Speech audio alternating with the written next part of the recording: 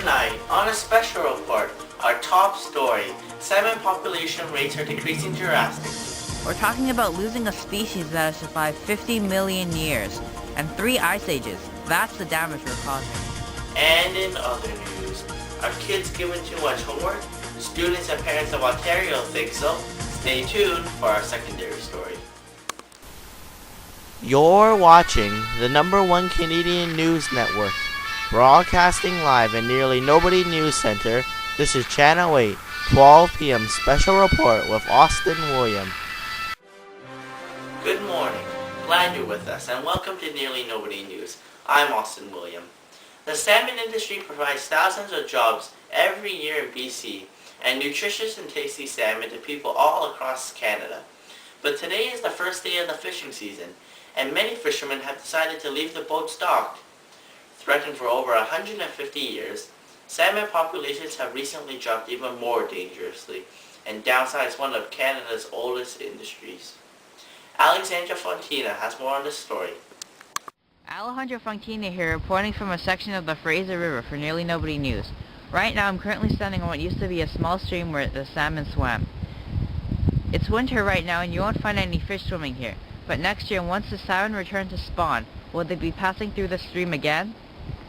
Canada is the 4th largest salmon producer, but recently productivity for salmon has decreased by 80%. The salmon stock has been in decline for over 2 centuries now, and several areas have been completely salmon-free for a while, just like the stream, a once popular zone for salmon to connect from the ocean to the Fraser River. Salmon actually live in the Pacific Sea for 2 years before making a tedious trip back through their spawning pools to the Fraser River to spawn young ones. As you can see in this map, the salmon enter the Fraser River through the Strait of Georgia. Though they produce tons of roe, only few survive. Once their business is done, they die and provide their bodies to young salmon and other creatures as an easy meal. Salmon roe hatch in the river, and then these little critters move to the lakes to feed on plankton before growing into smolt. The transformation into smolt allows the salmon to live in marine water where they can repeat the cycle their parents did for the next generation of salmon. First Nations living on the west coast of Canada built their culture around the salmon by settling near waterfalls and what are now native fishing grounds. Once North American settlers arrived, salmon canning and fishing became a big industry and still is today. But unfortunately, as time went by, the chicken of the sea started to decrease.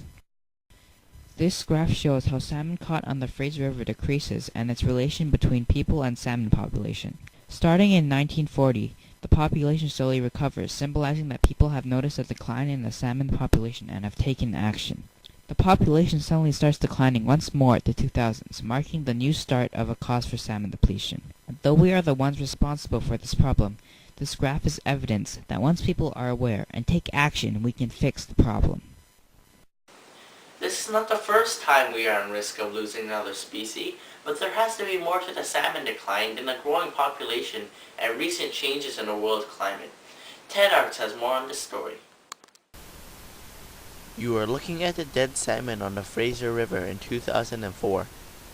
These salmon encountered a river somewhere along their journey that was either too warm, too shallow, or too dirty. The result is a devastated population of salmon. This ocean looks so peaceful, but don't let looks fool you. Here at Vancouver Harbor, something has happened. Something has changed.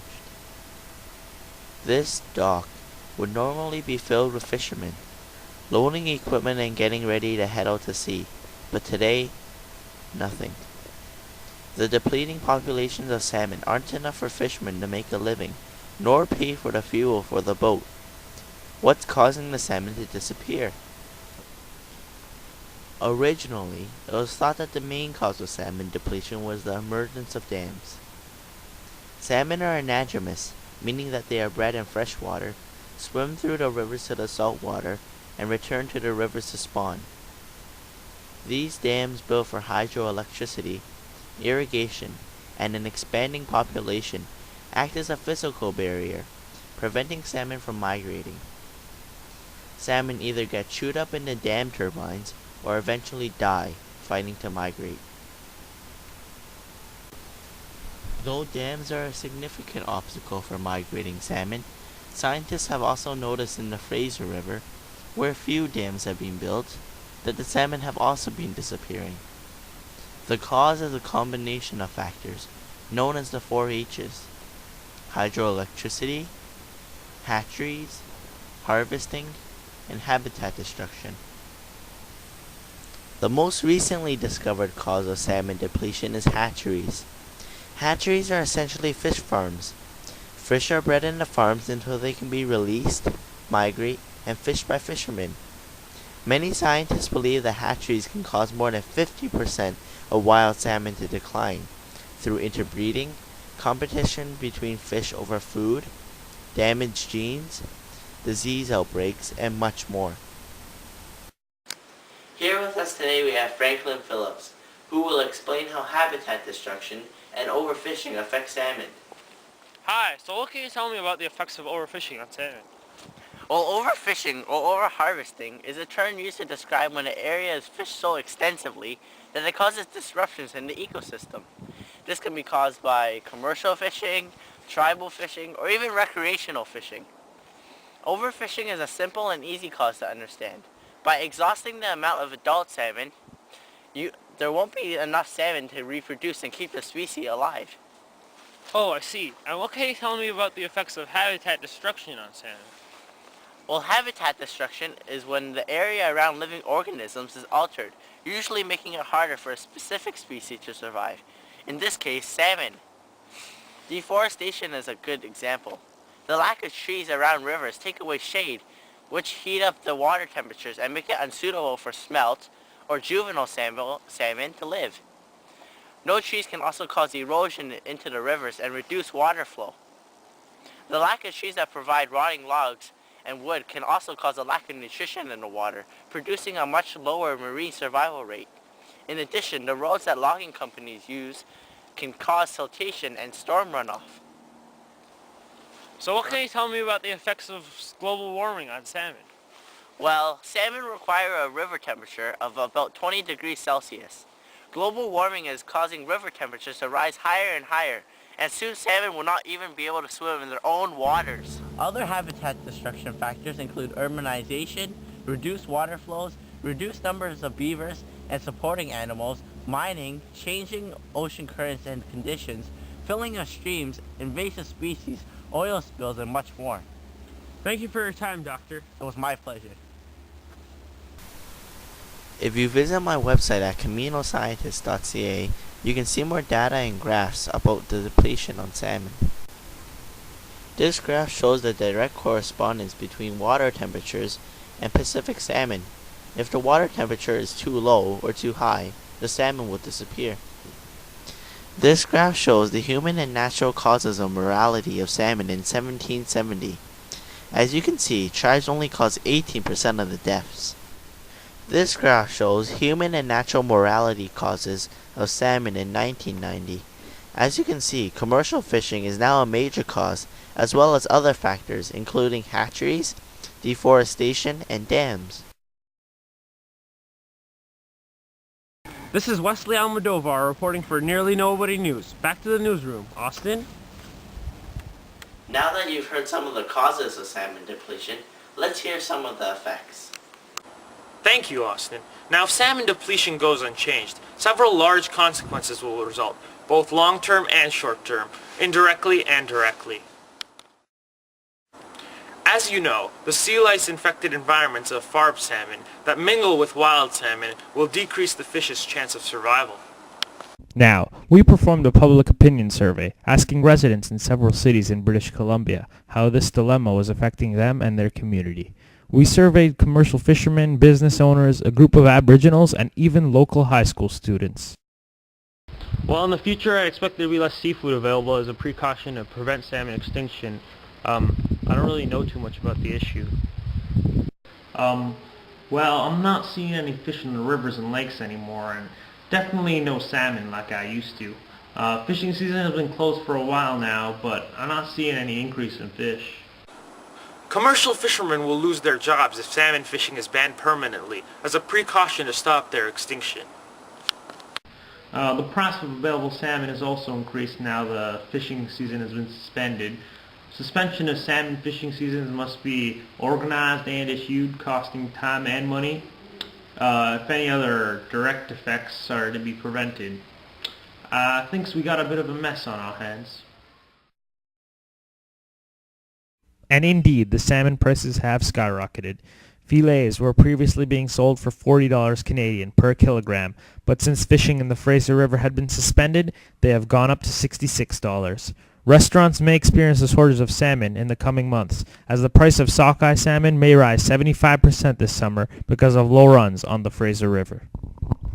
Examine the chart visualizing the positions of Pacific salmon, as controversies were created due to inaccurate estimations the region intended for the cost of funded salmon restoration, management, and research.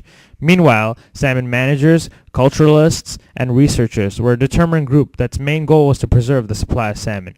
However, despite these positive purposes, the cost of this thrived way higher than what was anticipated. The vision taken to support salmon was not analyzed closely, and because of this, did not achieve required results. The total cost of 1981 to 1990 resulted in approximately $1,343 million, significantly higher than that of before 1981. To solve this problem of cost, the government must take a stand to incorporate a simple solution to this problem, as catastrophic effects will take place if this continues. In order to protect such fish, other acts and public awareness must be created. A government dilemma will be in effect, given the two choices of either supplying salmon restoration or protect the profits of those who overexploit it. I don't think many people know how serious this issue is and how serious it can become if not prevented. Salmon is a part of my culture, and it seems like I'm losing part of it because there's no salmon to be fished and too expensive to be bought. Native American rights are being disrupted as Aboriginals lose their culture and way of life that greatly incorporates salmon. Significant gaps among ecosystems are a result of overfishing. Marine biologist Barney Stinson has more to say on the matter. Well, it can be expected the food chain will be disrupted due to the salmon depletion. Can you tell us any other particular effects of this?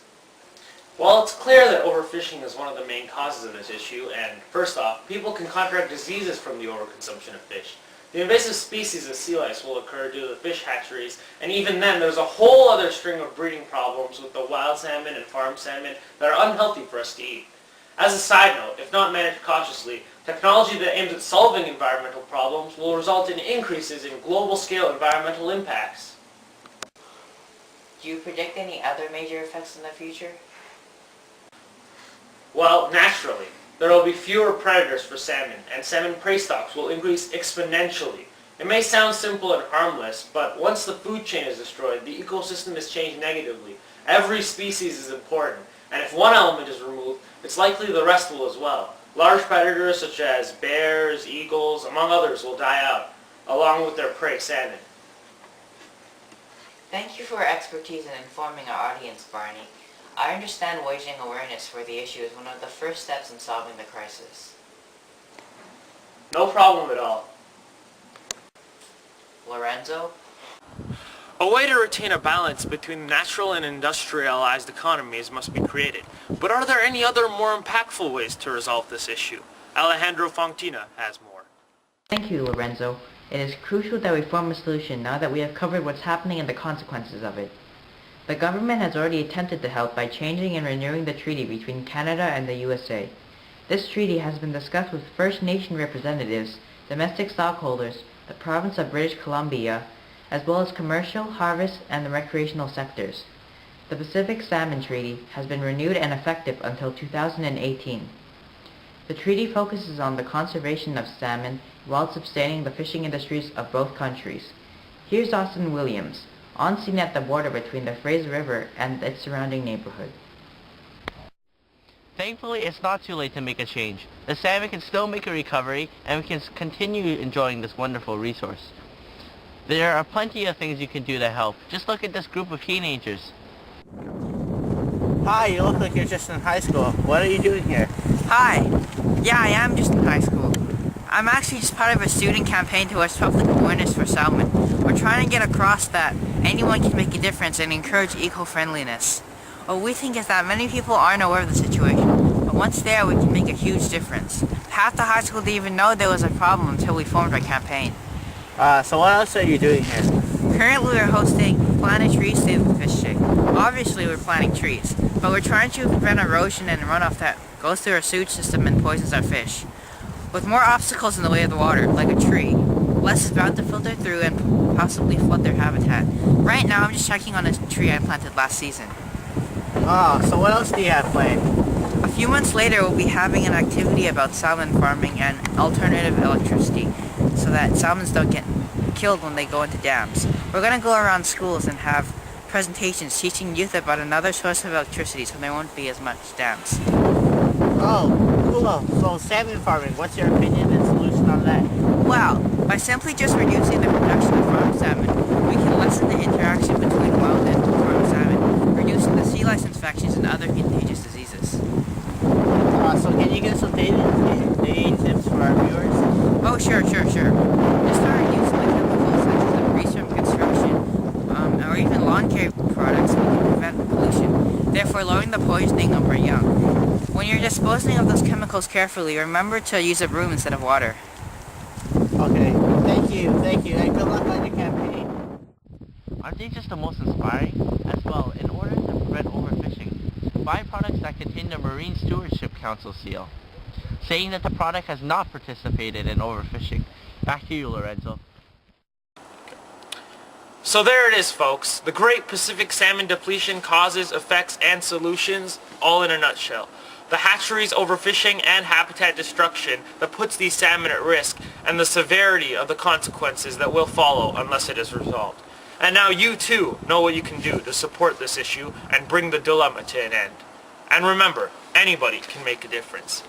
On behalf of all of us at Nearly Nobody News, I'm Lorenzo von Matterhorn, encouraging you to be somebody.